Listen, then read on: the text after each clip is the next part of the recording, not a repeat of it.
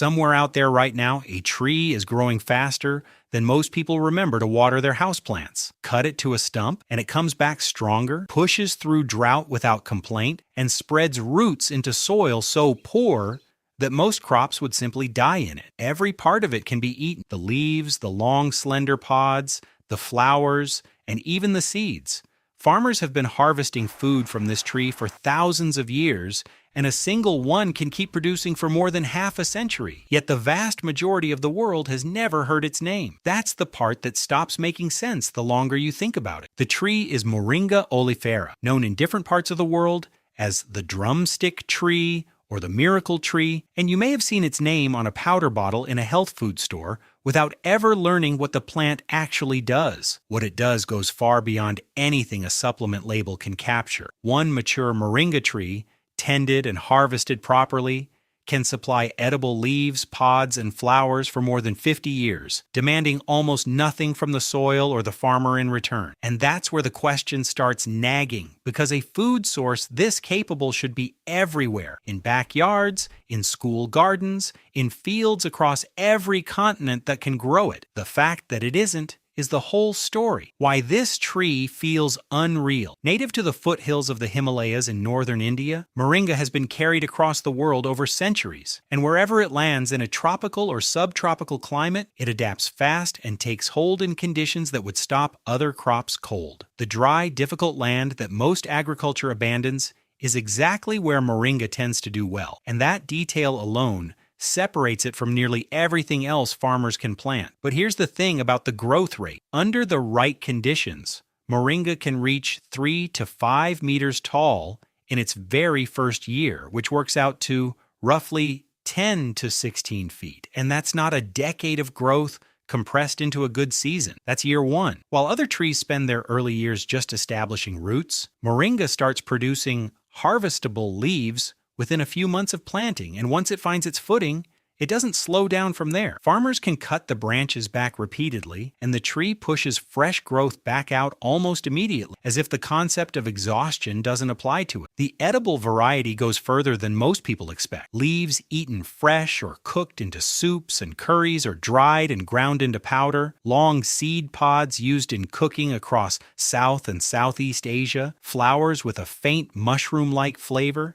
and seeds with uses both for eating and for cleaning water, a detail worth coming back to later. Through all of it, the tree just keeps living, sometimes for 50 years, sometimes longer, feeding the same family across multiple generations from a single planting. The nutrition factor. Earning the name miracle tree takes more than fast growth, and what moringa carries inside those small green leaves is what makes researchers and nutritionists keep coming back to it. Dried moringa leaves contain more protein per gram than eggs, more calcium than milk, more potassium than bananas, more vitamin C than oranges, and more iron than spinach. And those comparisons apply to the dried powder form, where nutrients concentrate as moisture leaves. Fresh leaves carry lower concentrations because of water content, but even fresh moringa delivers vitamins A, C, and E alongside calcium, potassium, and several essential amino acids, making it one of the rare plant-based sources of complete protein. What makes that nutritional profile land harder is the geography of where moringa naturally grows, because it doesn't grow in places that already have plenty. Sub-Saharan Africa, South Asia, parts of Southeast Asia, and Latin America. Those are the regions where children grow up without reliable access to protein and vitamins, and those are also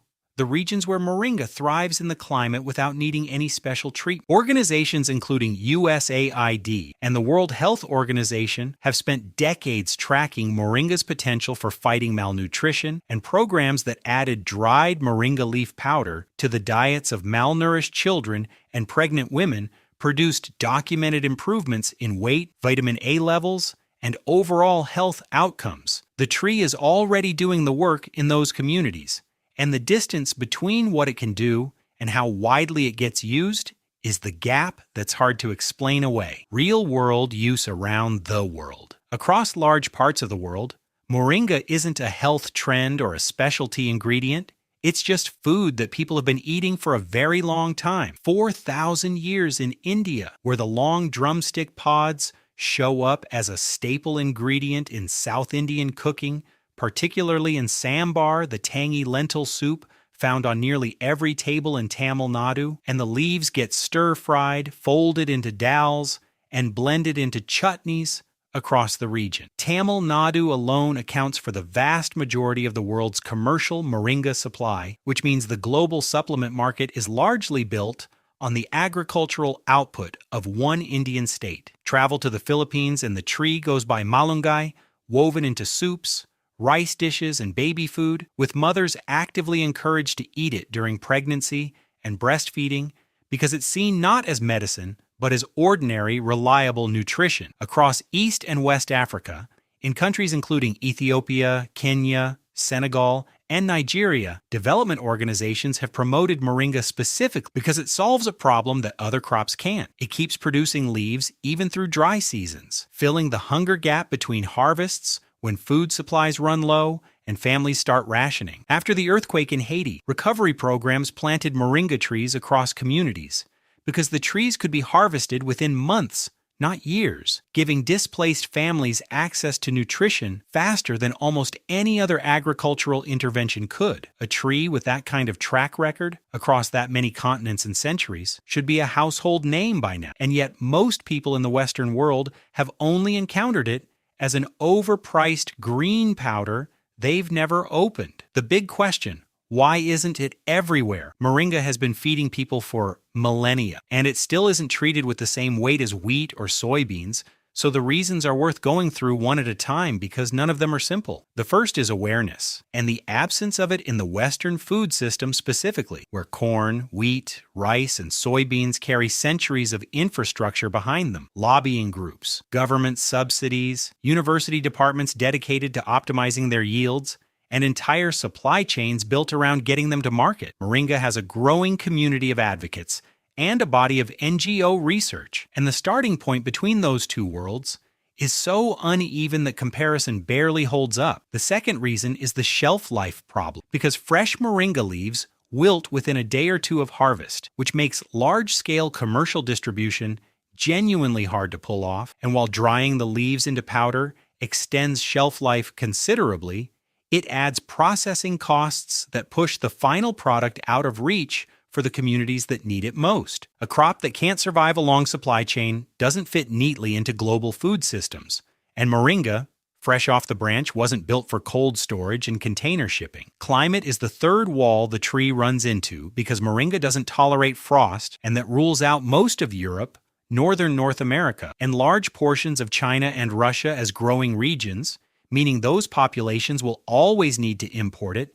and imported food costs money that shifts moringa from a solution into a luxury. The fourth reason is the one that sits least comfortably. Moringa doesn't need synthetic fertilizer, doesn't need pesticides, doesn't need patented seeds or expensive equipment, and you can't easily position a corporation between the farmer and the food it produces, which means the commercial incentive to promote it loudly just isn't there. Crops that generate ongoing sales of inputs get research funding, marketing budgets, and shelf space. Crops that grow themselves don't, and that structural reality explains more about moringa's obscurity than any failure of the plant itself. Low awareness, short fresh shelf life, climate limits, and no corporate champion. That's the combination keeping a 50-year food source out of the conversation. Hidden potential. None of that actually limits what moringa can do for individuals and communities that choose to grow it, and that's the part worth sitting with. Families in tropical climates can plant a moringa tree in a backyard garden and start harvesting leaves within 60 to 90 days, with no special knowledge, no expensive inputs, and no waiting for a supply chain to deliver something. And within a year, that single tree becomes a consistent nutrition source that would otherwise cost money to replicate. Agricultural researchers are increasingly studying how moringa fits into agroforestry systems, where trees and food crops grow together in ways that support each other, and moringa keeps showing up as a useful partner. Its fallen leaves enrich soil nitrogen naturally, its deep roots reduce erosion, and it works as a windbreak for more fragile crops growing nearby. The water purification side of moringa rarely gets the attention it deserves, but crushed moringa seeds act as a natural flocculant, causing suspended particles in dirty water to clump together and settle out, leaving the water significantly cleaner. And in communities without access to filtration infrastructure, that's a practical tool that costs almost nothing to use. The tree isn't waiting for a research breakthrough or a government program or a funding round to unlock its potential because it already works. It already grows in the places that need it most, and everything it can do has been documented and verified across multiple decades of study. The question has never been whether moringa can contribute to food security. It already does. The question is whether enough people will take it seriously long enough to let it contribute at scale. Moringa oleifera grows in some of the harshest conditions on Earth, produces edible food within months of planting, keeps producing for decades, and carries a concentration of vitamins, minerals, and protein that most crops don't come close to matching. Across Asia and Africa, it's been part of daily cooking and traditional nutrition for thousands of years, asking almost nothing from the people who grow it, and living long enough to feed not just one family, but the generation after them. One tree, planted once, 50 years of food. We talk constantly about food security and sustainability and finding answers to hunger at scale, and one of the most concrete, already proven, already growing answers to those problems sits in tropical fields and backyard gardens, largely unnoticed, largely unpromoted, and largely underused by the systems that claim to be looking for solutions. That's not a failure of nature. Nature finished its work a long time ago. The miracle tree has been here the whole time. And the miracle was never the tree. It was whether we'd bother to look. If you learned something today that you didn't know an hour ago, there's a good chance the next video will do the same thing. So hit subscribe and stick around because we cover the kinds of stories that don't usually make the front page, but probably should. And before you go, one question worth leaving in the comments. If a moringa tree could survive in your climate, would you actually grow one in your backyard?